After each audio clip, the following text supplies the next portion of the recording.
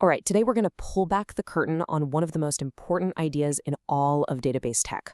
We're talking about the 4 rules that make sure your data doesn't just vanish into thin air. We're talking about ACID. So, just for a second, picture this. You're moving some cash from your savings to your checking account. You hit transfer, you see the money leave your savings, but it never shows up in checking. It's just gone. Total nightmare scenario, right?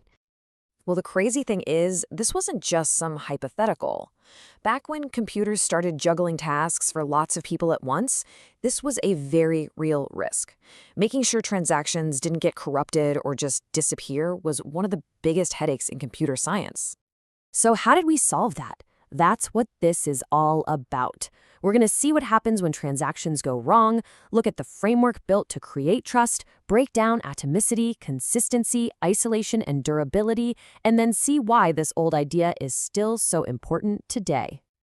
Okay, first things first, let's really get our heads around the problem. What actually happens when a bunch of things try to happen at the exact same time in a database? Well, you get chaos. Let's make this real with a classic example called the lost update.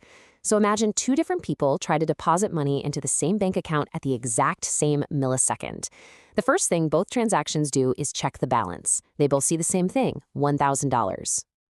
Now, here's where it all goes wrong. Transaction 1 adds its $20 and says, okay, the new balance is $1,020. But at practically the same instant, Transaction 2 does its own math based on that original balance. It adds $100 and says, nope, the new balance is $1,100. So, what's the final score? It's $11,000. That first deposit of $20, it's been completely overwritten. Poof, gone. As if it never even happened. This is data corruption in the wild, and it was a massive, massive problem. Clearly, you can't build financial systems or, well, anything reliable on top of that kind of chaos. The pioneers of computing knew they needed a solid set of rules, a framework that could absolutely guarantee trust and reliability for every single transaction. And this solution didn't just appear overnight. The ideas were hammered out over years. It really started picking up steam in the 70s with the legendary work of Jim Gray. Then, in 1983, 2 other researchers, Andreas Reuter and Theo Herder, packaged these core ideas together and gave them that catchy acronym we all know now, ACID. And you gotta love where the name came from. According to Jim Gray himself, it was a pretty clever inside joke. It was partly a nod to one of the author's wives who apparently loved sour things, and it was also a play on the term the acid test. You know, the ultimate test to prove if something is real or not. Okay, so let's break this thing down. What does ACID actually stand for? We'll start with the first 2 letters, A and C, atomicity and consistency. And we'll stick with our trusty bank transfer to see how they work. First up, the A is for atomicity. You can think of this as the all-or-nothing rule. It means a transaction is treated like a single, unbreakable atom.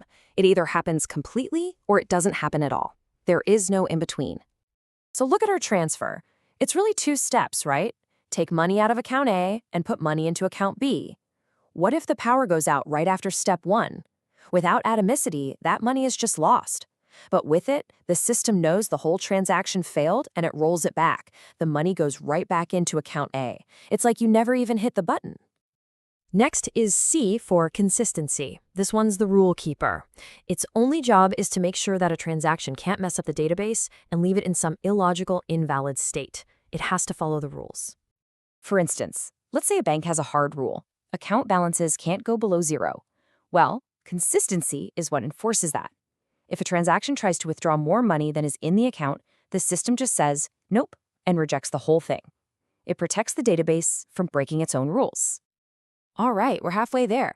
Now let's get to the final 2 properties that make these transactions really rock solid: isolation and durability. These are all about handling lots of traffic and surviving disasters. The I stands for isolation, and this is the direct fix for that lost update nightmare we started with. Isolation basically puts a little bubble around each transaction. So even if thousands of them are happening at once, they can't see each other's half-finished, messy work. The final result is always the same as if they had all just lined up and run one at a time. And finally, we have D for durability. This is the ultimate promise. This is what lets you sleep at night. Durability guarantees that once the system tells you a transaction is done, that it's committed, then it is permanent. It's written in permanent ink. So what that really means is even if the entire data center loses power a millisecond after your transaction goes through, your data is safe. That payment successful message you get isn't just a suggestion, it's a promise that your record has been safely stored somewhere that won't forget, like a hard drive. Okay, so this framework is from the 80s. You might be thinking, why is this still a big deal? Well, it's because the trade-offs that ACID makes are at the absolute heart of how we design massive internet-scale systems today. You see, it really boils down to a conflict between two big ideas: consistency and availability. ACID databases, like the ones that run banks, prioritize perfect consistency above all else, but that can sometimes slow things down. So another model came along for the web-scale world: Base. It basically flips the priority. It says it's more important to be online and available, even if it means the data is a little out of sync for a few moments before it, well, eventually becomes consistent. And that right there is the key takeaway.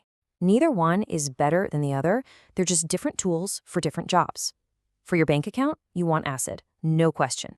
But for counting likes on a social media post, Base is totally fine. It all depends on what the application actually needs to do. And that leaves us with a really fascinating question to think about. As we deal with more data than ever before, truly planetary scale systems, is that promise of perfect, instant consistency an essential feature we can't live without? Or is it actually a bug, a performance bottleneck that we have to learn to design around? That's the debate shaping the future of our digital world.